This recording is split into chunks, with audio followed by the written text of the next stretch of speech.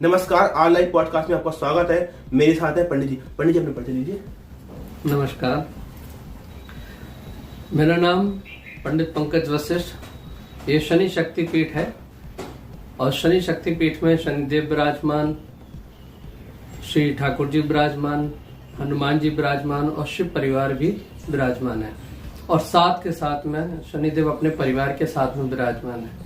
तो इस शनि शक्ति पीठ के हमको पीठाधीश्वर नियुक्त किया गया प्रभु की कृपा से। झांसी में ही जन्मे, झांसी में पले बड़े और सारी शिक्षा झांसी की। बस ऐसा सौभाग्य रहा कि जितने भी हमें गुरु मिले वो यहीं के यहीं भगवान कृपा से मिलते चले गए। तो सबसे पहले जिनसे हमने ज्ञान शिक्षा प्राप्त की वो श्री पंडित श्री रामेश्वर दयाल जी जालौन के थे। वो यही निवास करते थे। उनसे ज्ञान लिया और एक समय ज्ञान लेते लेते मन ऐसा हुआ कि ज्योतिष ऐसी सटीक होना चाहिए जिससे जो फलादेश हो वो बिल्कुल व्यक्ति के अंदर तक का भाव निकाल के रखते हैं। तो इसी भाव को ध्यान में रखते हुए गुरु जी के पास शिक्षा ग्रहण की और आज जनता की सेवा में। पंडित जी, कुंडली से सटीक जानकारी कैसे प्राप्त करें, बताएं हमारे दर्शकों को। यदि कुंडली सही बनी है जी तो सही फलादेश देगी। अगर गणित में कहीं गड़बड़ी होती है ना जी तो फलादेश भी सही नहीं आता। अच्छा, सही कुंडली बनाने तो बहुत जानते हैं, लेकिन वो सही कुंडली कैसे बनेगी?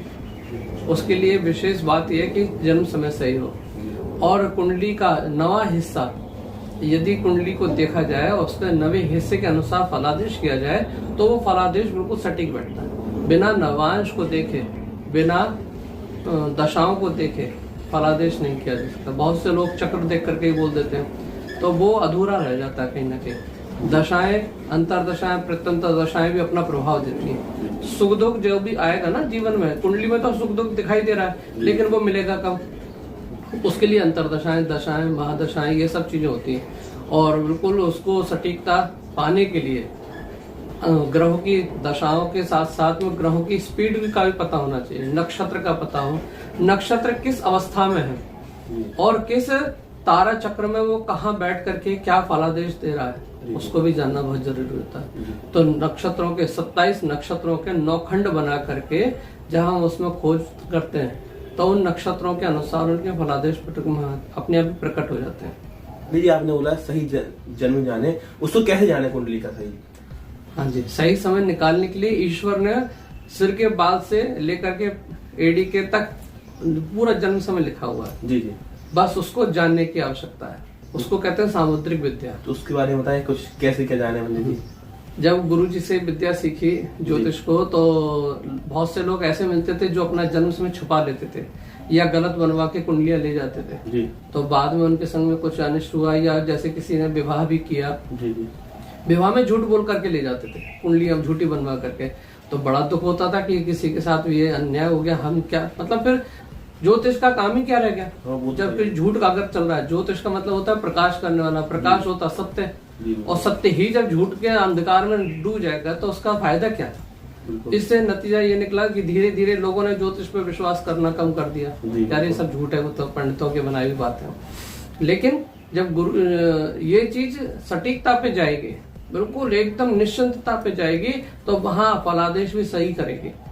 तो उसके लिए जब मन में ये स्थिति आएगी कहीं ना कहीं हम गलत हैं, जी जी, सच्चाई पे हम क्यों नहीं जा पा रहे?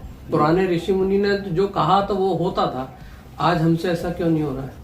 ना तो हमारा इतना तप करा जाए पहले तो, जो बिना इष्ट की ज्योतिष भ्रष्ट होती है, ऐसा गुरु जी कहते थे। इसलिए इष्ट की साधना अच्छी से होनी चाहिए। इष्ट साधना से ये फलादेश भी सही निकल आता है। और सबसे बड़ी बात कि सही समय हो, सही समय हो, सही तारीख हो, सही महीना हो, सही सन। तो जब तक ये पांचों चारों चीजें सही नहीं होंगी तब तक सही कुछ नहीं निकलेगा। तो अब इसको जानने के लिए फिर हमने मन में विचार किया कि इसको खोजना चाहिए। कोई अगर भूला हुआ है, बहुतों को तो पता ही नहीं होता कि हमारा जन्म समय कब हुआ था।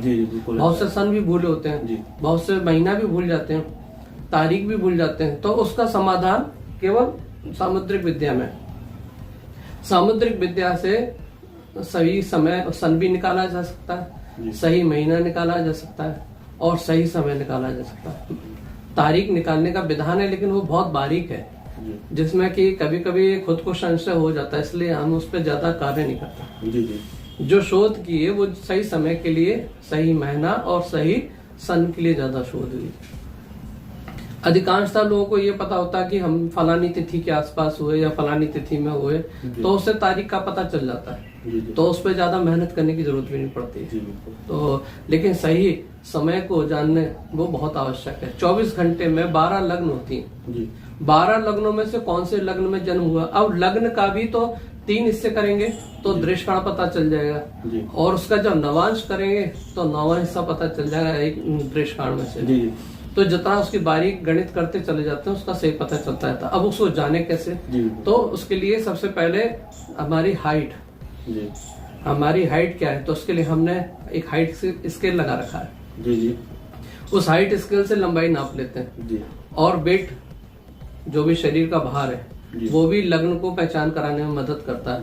लग्न से लंबाई का पता चल जाता है, और यह जो सामने लंबाई है उस लग्न में वो पैदा हुआ है नहीं, ये भी पता चल जाएगा। वो मैच होना चाहिए पूरी। उसके बाद फिर बारी आती है कि हमारे शरीर का जो बनावट है, तो कंकाल, हमारा जो शरीर का ये कंकाल है, तो उसकी बनावट सबकी एक सी नहीं होती। किसी का वी शेप होता है, वी शेप में मतलब इस तरीके से, किसी का उल्टा होता है और किसी का पैरेलल होता है एकदम पाइप नुमा। तो ये तीनों लक्षण जो है वो अलग अलग लग्नों के हैं। अब उसी में चेहरे की बनावट वो भी लग्न का प्रभाव दिखाती है। इन सब चीजों को जानते हुए लग्न का एक तरह से निर्धारण हो जाता है। अब इससे मैच हो गई। अब वो समय कितना था, तो वो अंगूठे की छाप, ये अंगूठे की छाप लेते हैं, तो उससे पता चल जाता है कि लग्न कौन सी है, कितने अंश पे जा रही है। फिर जैसे कि सन नहीं पता, जन्म की साल कौन सी थी, तो इन 2 उंगलियों से, तर्जनी और मध्यमा दोनों हाथ की, उनसे सन पता चल जाता है।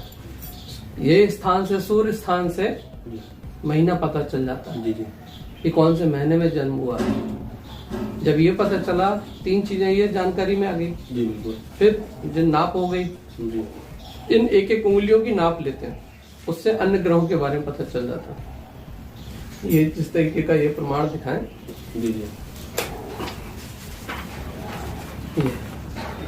ये बनाया आपने, ये हमने सबके निशान ले रखे हैं सारे। 8 उंगलियों के और दोनों अंगूठे और हथेली, इससे ये जन्म समय सही पता चल जाता है। ये बहन जी का है जिनका, उनको पता था कि 1 बजे करीब रात में जन्म हुआ जी, लेकिन जब हमने इसमें खोजबीन की तो मालूम पड़ा कि वो 10:15 का जन्म निकला। ये लिखा है। दूसरे में एक ये श्रीमान जी है,